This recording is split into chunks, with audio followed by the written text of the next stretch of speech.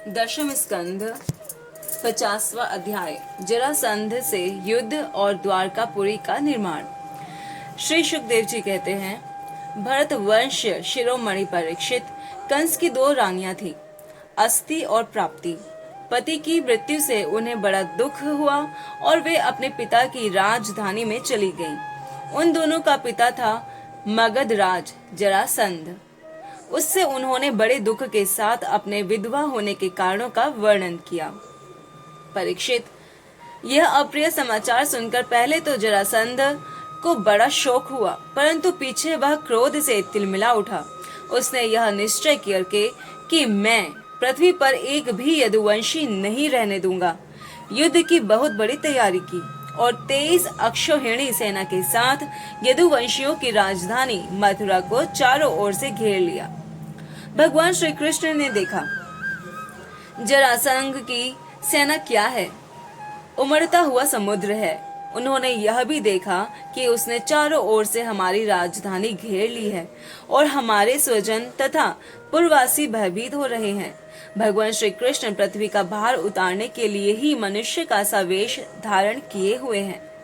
अब उन्होंने विचार किया कि मेरे अवतार का क्या प्रयोजन है और इस समय इस स्थान पर मुझे क्या करना चाहिए। उन्होंने सोचा, यह बड़ा अच्छा हुआ कि मगध राज जरासंध ने अपने अधीनस्थ नरपतियों की पैदल, घुड़सवार, रथी और हाथियों से युक्त कई अक्षौहिणी सेना इकट्ठी कर ली है। यह सब तो पृथ्वी का भार ही जुटकर मेरे पास आ पहुंचा है। मैं इसका नाश करूंगा, परंतु अभी मगधराज जरासंध को नहीं मारना चाहिए, क्योंकि वह जीवित रहेगा तो फिर से असुरों की बहुत सी सेना इकट्ठी कर लाएगा। मेरे अवतार का यही प्रयोजन है कि मैं पृथ्वी का बोझ हल्का कर दूं, साधु सज्जनों की रक्षा करूं और दुष्ट दुर्जनों का संहार। समय समय पर धर्म रक्षा के लिए और बढ़ते हुए अधर्म को रोकने के लिए मैं और भी अनेकों शरीर ग्रहण करता हूँ। परीक्षित, भगवान श्री कृष्ण इस प्रकार विचार कर ही रहे थे कि आकाश से सूर्य के समान चमकते हुए दो रथ आ पहुँचे। उनमें युद्ध की सारी सामग्रियां सुसज्जित थी और दो सारथी उन्हें हाँक रहे थे। इसी समय भगवान के दिव्य और सनातन आयुध भी अपने आप वहां आकर उपस्थित हो गए। उन्हें देखकर भगवान श्री कृष्ण ने अपने बड़े भाई बलराम जी से कहा, भाई जी, आप बड़े शक्तिशाली हैं। इस समय जो यदुवंशी आपको ही अपना स्वामी और रक्षक मानते हैं, जो आपसे ही सनात हैं, उन पर बहुत बड़ी विपत्ति आ पड़ी है। देखिए, यह आपका रथ है और आपके प्यारे आयुध हल मूसल भी आ पहुँचे हैं। अब आप इस रथ पर सवार होकर शत्रु सेना का संहार कीजिए और अपने सज्जनों को इस विपत्ति से बचाइए। भगवान, साधुओं का कल्याण करने के लिए ही हम दोनों ने अवतार ग्रहण किया है। अतः अब आप यह 23 अक्षौहिणी सेना, पृथ्वी का यह विपुल भार नष्ट कीजिए। भगवान श्री कृष्ण और बलराम जी ने यह सलाह करके कवच धारण किए और रथ पर सवार होकर वे मथुरा से निकले। उस समय दोनों भाई अपने अपने आयुध लिए हुए थे और छोटी सी सेना उनके साथ साथ चल रही थी। श्री कृष्ण का रथ हाँक रहा था दारुक। पुरी से बाहर निकलकर उन्होंने अपना पांचजन्य शंख बजाया। उनके शंख की भयंकर ध्वनि सुनकर शत्रु पक्ष की सेना के वीरों का हृदय डर के मारे थर्रा उठा। उन्हें देखकर मगध राज जरासंध ने कहा, पुरुषाधम कृष्ण, तू तो अभी निरा बच्चा है। अकेले तेरे साथ लड़ने में मुझे लाज लग रही है।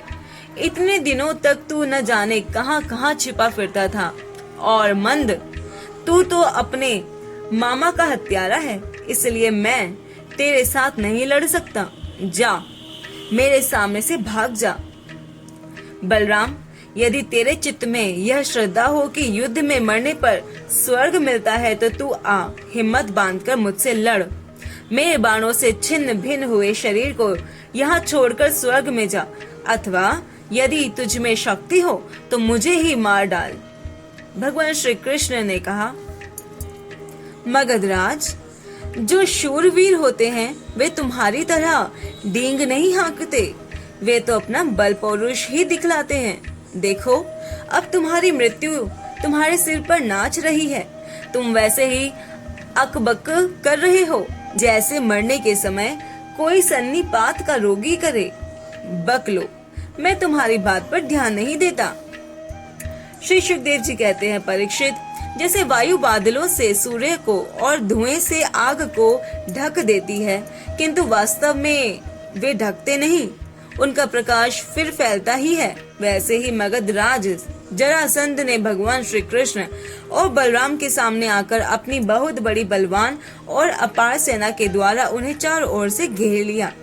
यहाँ तक कि उनकी सेना, रथ, ध्वजा, घोड़ों और सारथियों का दिखना भी बंद हो गया।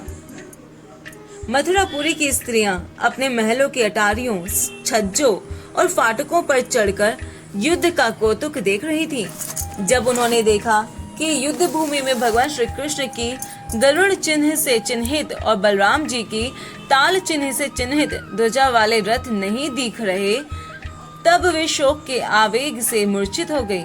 जब भगवान श्री कृष्ण ने देखा कि शत्रु सेना के वीर हमारी सेना पर इस प्रकार बाणों की वर्षा कर रहे हैं, मानो बादल पानी की अनगिनत बूंदें बरसा रहे हों, और हमारी सेना उससे अत्यंत पीड़ित, व्यथित हो रही है, तब उन्होंने अपने देवता और असुर दोनों से सम्मानित शांगर धनुष का टंकार किया।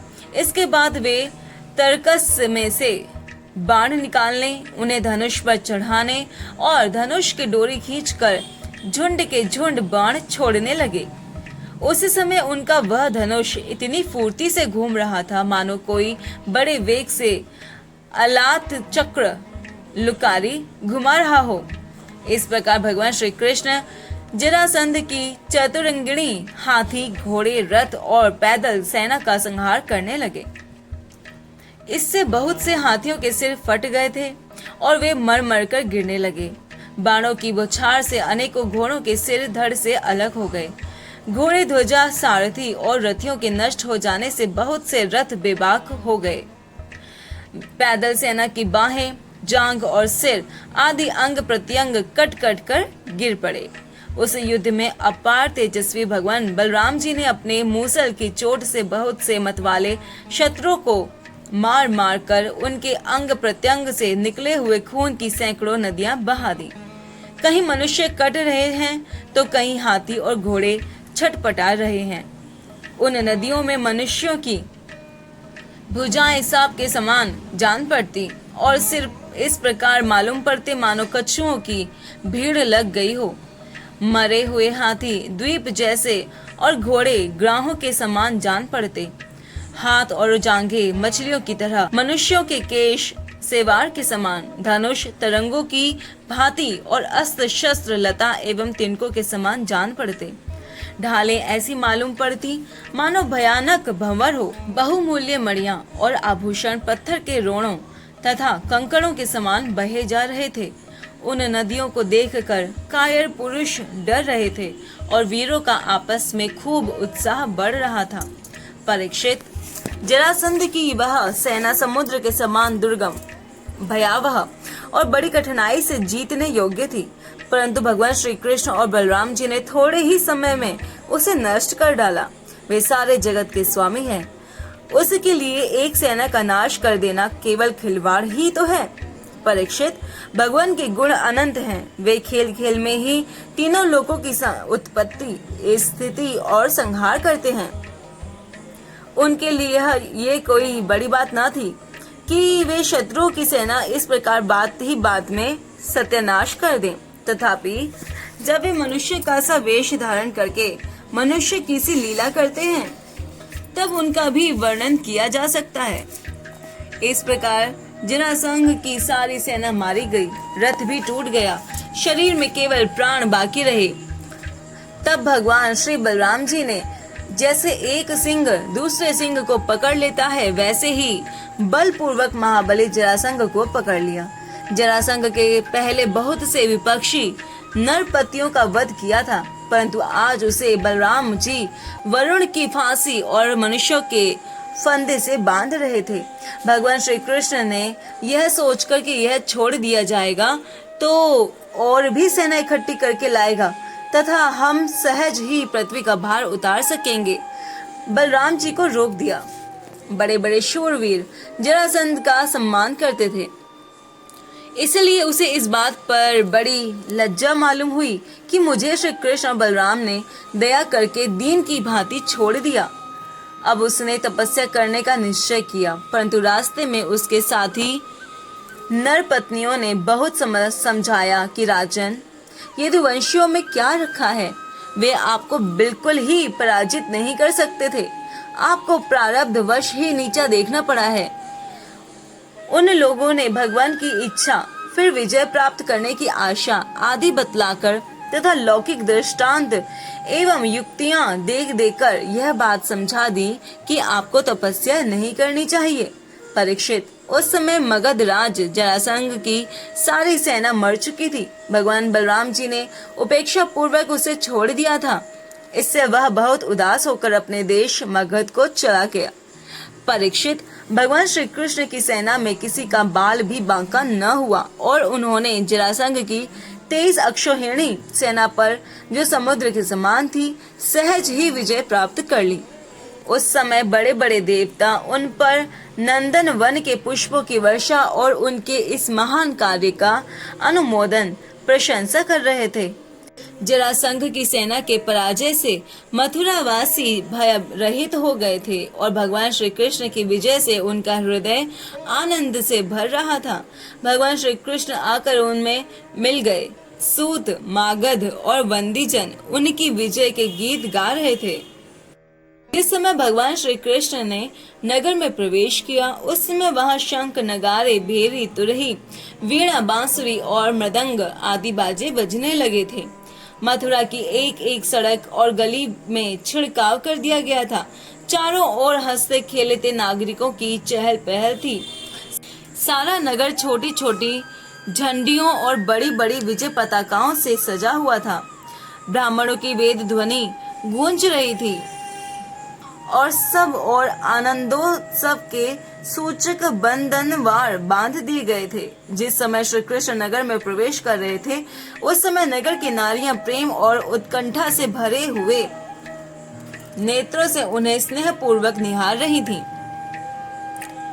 और फूलों के हार, दही, अक्षत और जौ आदि के अंकुरों की उनके ऊपर वर्षा कर रही थी। भगवान श्री कृष्ण रणभूमि से अपार धन और वीरों के आभूषण ले आए थे। वह सब उन्होंने यदुवंशियों के राजा उग्रसेन के पास भेज दिया। परीक्षित, इस प्रकार 17 बार 23 अक्षौहिणी सेना इकट्ठी करके मगध राज जरासंध ने भगवान श्री कृष्ण के द्वारा सुरक्षित यदुवंशियों से युद्ध किया, किंतु यादवों ने भगवान श्री कृष्ण की शक्ति से हर बार उसकी सारी सेना नष्ट कर दी। जब सारी सेना नष्ट हो जाती, तब यदुवंशियों के उपेक्षा पूर्वक छोड़ देने पर जरासंध अपनी राजधानी में लौट जाता। जिस समय 18वां संग्राम छिड़ने ही वाला था, उसी समय नारद जी का भेजा हुआ वीर काले वन दिखाई पड़ा। युद्ध में काले वन के सामने खड़ा होने वाला वीर संसार में दूसरा कोई न था। उसने यह सुना कि यदुवंशी हमारे ही जैसे बलवान हैं और हमारा सामना कर सकते हैं।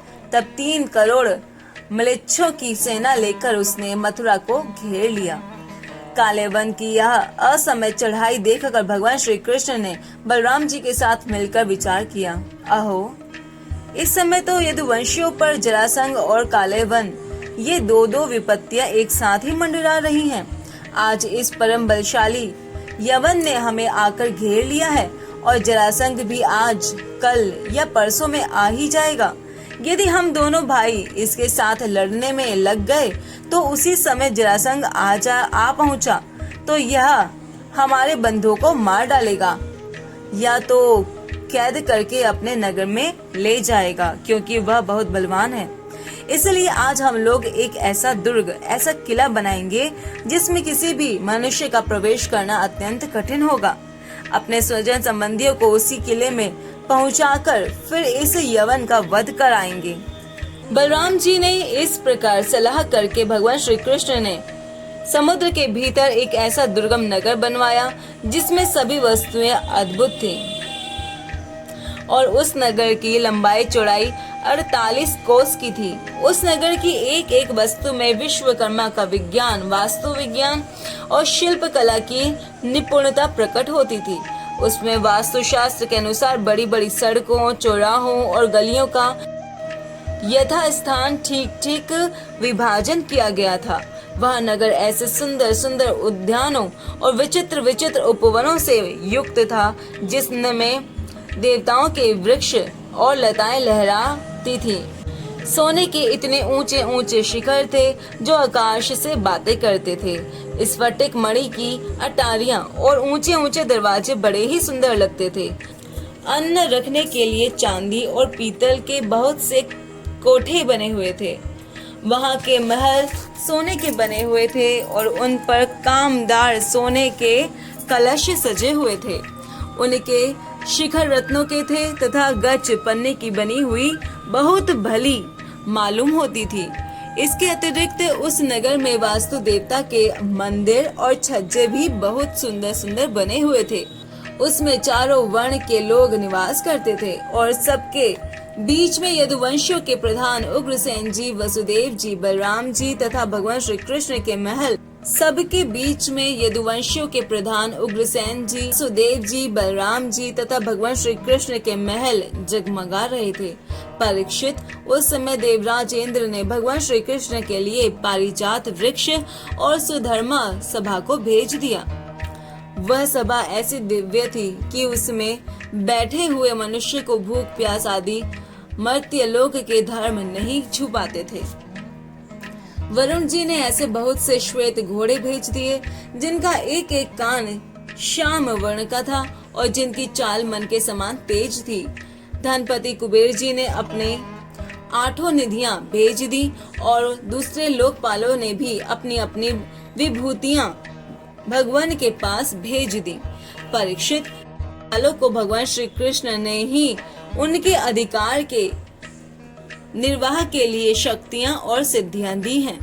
जब भगवान श्री कृष्ण पृथ्वी पर अवतरित होकर लीला करने लगे तब सभी सिद्धियां उन्होंने भगवान के चरणों में समर्पित कर दी।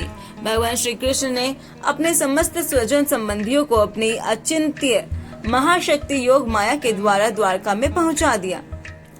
शेष प्रजा की रक्षा के लिए बलराम जी को मथुरापुरी में रख दिया और उनसे सलाह लेकर गले में कमलों की माला पहने बिना कोई अस्त्र शस्त्र लिए स्वयं नगर के बड़े दरवाजे से बाहर निकल आए।